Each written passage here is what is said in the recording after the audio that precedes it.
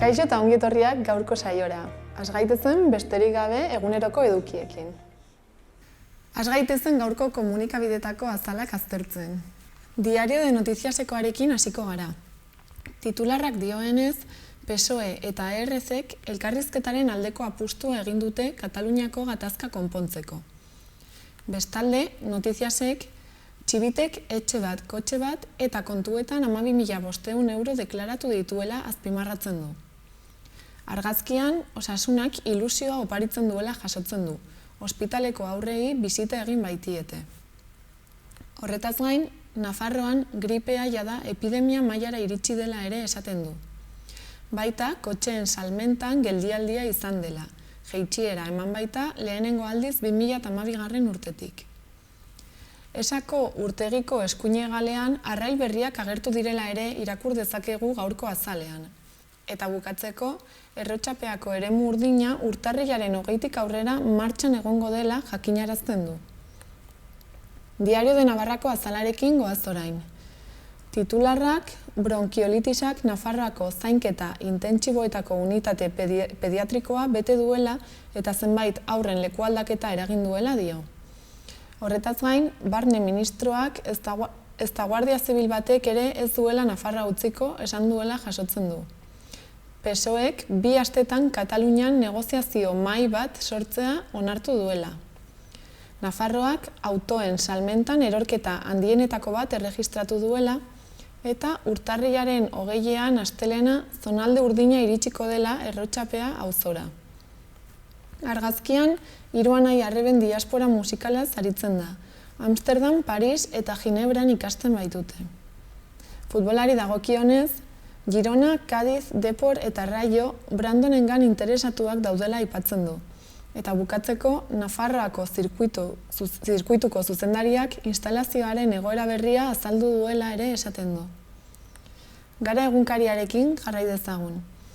Argazkian, presoak ateratzeko foro sozialak ibilbide ziur bat bilatzen duela dio. Titularrak aldiz, ERZ-ek ez duela presioaren aurrean etxitzen eta investiduran abstenituko dela.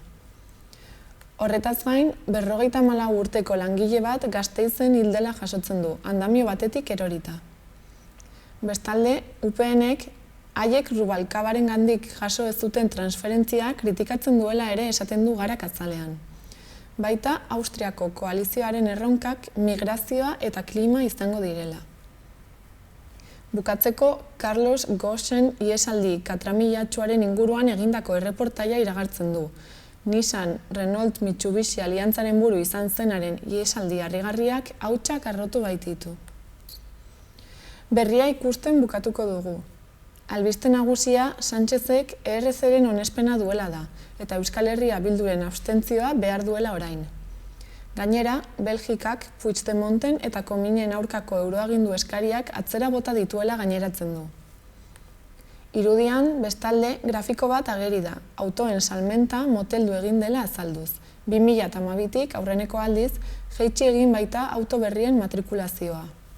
Diesel autoek gainbehera segitzen dutela dio, eta auto elektrikoak eta hibridoak 110% iritsi direla lehen aldiz.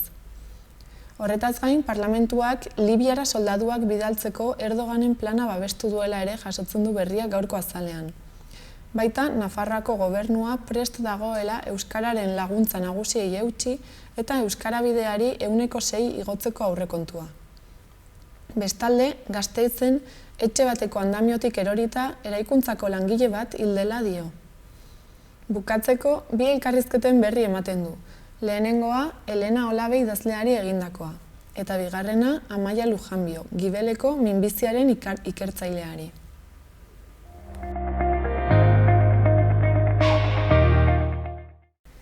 Gaurko eta asteburuko eguraldiaren iragarpenak ikustera goaz orain. Gaur, hodeiak ugarituko dira eta Ebro ibarrean lainoa desegingo da. Goiz partean, ostarte batzuk tartekatuko dira, bereziki egun sentian. Goizean zehar, hodeiak ugaritu egingo dira, eta arratsaldean zerua oso hodeitsu geratuko da. Euri txikia egingo du zirimiri moduan, batez ere ipar partean. Hego mendebaldeko haizeak arratsaldean ipar mendebaldera egingo du, bolada gogor batzuekin haizeguneetan. Temperatura maksimoak gutxi jaitsiko dira. lainoa jasotzen duen zonaldetan izan ezik, haietan temperatura nabarmen igoko da. Bihar, larunbatean, hodei ugari izango dugu ipar partean. Noizbehinka zirimiria egingo du ipar isurialdean, bereziki ekialdean. Arratsaldean zehar atertzen joango da, eta azken orduetan ostarte handiak zabalduko dira, bereziki barnealdean. Mendebaldeko haizea ibiliko da hasieran, eta arratsaldean ipar ekialdera egingo du. Temperatura maksimoak gradu pare bat jaitsiko dira. Igandean, giro eguzkitsua nagusituko da. Goizean, zerua hodeitsu egongo da, batez ere Kantauri isurialdean. Goizean, ostarteak zabalduko dira, eta eguerditik aurrera urdina nagusituko da zeruan. Lainoa ere sortuko da, eta Ebro ibarrean baliteke iraunkorra izatea. Ekialdeko haize fina ibiliko da arratsaldean, eta temperatura maksimoak apur bat igoko dira. Ikus ditzagun gaurko eguneko efemerideak. 1688 urtean, Pietro Metastasio italiar libreto egilea eta olerkaria jaio zen. 1810 urteko urtarrilaren 3an, Anton Abadia euskal geografoa, astronomoa eta euskal kulturaren eragilea jaio zen. Beranduago, egun berean, 1897 urtean, Pola Negri, poloniar estatubatuar aktorea, zinema mutuko izar handienetako bat jaio zen. 1907 urtean, Dorothy Arzner estatubatuar zinema zuzendaria, aitzindaria emakumeak zinemaren industrian sartzeko lanean jaio egin zen. Eta bukatzeko, gaurko egunez 1924 urtean, Howard Carter esploratzaileak Tutankamonen sakrofagoa aurkitu zuen erregeen haranean, Egipton.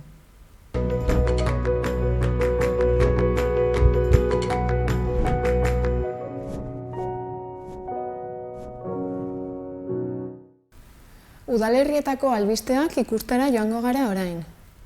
Zizurrekin hasiko gara. Gaur, arratsaldeko 6etan, Loops antzerkia egongo da kulturetxean aurrentzat.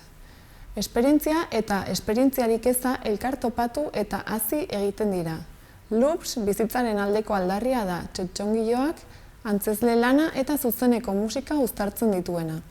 50 minutuko antzezlana izango da erdaraz, eta sarrerek 4 euro balio dute. Bestalde, bihar El Rey Leon filma proiektatuko da kulturetxean arratsaldeko 6etan, eta sarrerek 3 euroko prezioa dute. Horretaz gain, igandean goizeko 12 erregeen postariak egongo dira emakumearen plazan, gutunak jasotzen. Giroa berotzeko, txokolatea, pintxopotea eta zozketak egongo dira. Eta gero, arratsaldean 7etan kabalgata hasiko da udaletxetik eta 9etan bukatuko da Doniantzuko itxaropeneko Andre Mariaren parrokian. Bukatzeko, astelenean, urtarrilaren 6ean, goizeko 7etan zizur nagusiko auroro taldea ibiliko da herritik, Sario kaletik hasita. Atarrabiako berriekin jarraituko dugu. Gaur, haur tailerrak eta jolasak egongo dira 5:00 udaletxe plazan, eta 6etan erregeen postariak iritsiko dira. Ondoren, 6:30 elkartasunezko txokolate jana egingo da euro bat ordainduta. Jarraian, zezen gurpildun baten zozketa egingo da. Hala ere, gaurko beste plan aukera bat ere bada. Arratsaldeko 6etan Multimagos familientzako magia ikuskizuna egingo baita kulturetxean. 4 urtetik aurrerako aurrentzat dago gomendatua, eta sarrerek 5 euro balio dute bertan erosita edo 4 euro internet bidez eginda. Bihar, La Nuez de Catatuk dantza ikuskizuna egongo da. Errusiako ballet dantzari gazteak ikusteko aukera hau 6etan izanen da kulturetxean 5 euroko sarrera ordainduta 4 internet bidez erosiz gero. Igandean, 6:30 errege magoen etorrera ospatuko da, Arreko Trinitateko zubian barna. 7etan kabalgata hasiko da kulturetxetik abiatuta eta udaletxe plazara arte. Ondoren 8etan ekitaldia izanen da elizan. Bukatzeko, urtarrilaren 7 arte, Atarrabian barna Belenera erakusketa bisitatu daiteke kulturetxean. San Andres jaiotza zaleen elkartearen 25. urtemuga dela eta. Behin erakusketa hau bukatuta, urtarrilaren 9an, Besta Jira lehiaketaren 24. edizioa bisitatzeko aukera izango da. Iruñearekin bukatuko dugu. Iruñeko udalak udaberrian hasiko ditu Antoniutuko skate park pistak berritzeko lanak, 160.000 euro inguruko inbertsioaz. Hasierako ideiaren arabera, guztiz berrituko dituzte Antoniuti parkeko, skate parkeko errodadura gainazala, metalezko babesak eta osagai guztiak. Corners direlako 2 arrapala berri eraikiko dituzte eta badaudenak eraldatuko. Horrez gain, erdiko piramidea aldatuko dute eta 2 zintarri atxikiko zaizkio, goian bata eta behean bestea. Ekialdeko eta mendebaldeko hormak ere eraitsiko dituzte eta jolasgune berriak altxatuko. Lanetan, bihurgune guztien gainazalean esku hartuko dute. Eskuz zulatuko dituzte zimurtasun handiagoa eta hortaz itxaspen hobea erdiesteko. Halaber, eremu osoa segurtasun edo irristaketa baranda zinguratuko da, eta 4 estolda zulo ordeztuko dituzte xafla zulatoak jarriz, euri urak hobeki bideratze aldera. Horretaz gain, epea ireki da Iruñeko udalak herritarren partaidetzarako antolatu dituen doaneko 14 prestakuntza ikastaroetan. Behin-behinekoz izena emateko. Izen emateak urtarrilaren 2tik aurrera egin daitezke zentro elkarlaneko gunean edo online. Doaneko ikastaro hauek garapen pertsonalari eta taldeen zein erakundeen garapenari buruzkoak dira. Eta urteko lehen 3 hilekoan eginen dira, urtarriletik martxora. Ikastaroak elkartei, kolektiboi eta herritar aktiboi zuzenduta daude. Adimen emozionaleko ikastaroak arakatze kolektiboa edota elkarteetako prestakuntza dira aurten programatutako berritasun nagusiak. Ikastaro eta lantegi hauetaz gain, udalak prestakuntza zerbitzu bat dauka. Elkarteen beharrak asetzeko besteak beste partaidetza, asoziazionismo eta herritartasun aktiboko gaietan. Kolektiboek beraiek esaten diote udalari zein arlotan dituzten prestakuntza gabeziak, haiek jorratzeko. Eta udalak ahal duen neurrian beharrei hobekien heltzeko prestakuntza ekintzak antolatzen ditu. Une hauetan, komunikazioari buruzko berariazko prestakuntza jorratzen ari dira. Xede harturik, kanpo zein barne komunikazioa garatzeko estrategiak ikastea eta sentsibilizazio kanpainen munduan sakontzea. Hartzaileen gana eraginkortasun handiagoaz heltze aldera. Parte hartu nahi duten elkarteek eta kolektiboek oraindik dute izena emateko aukera.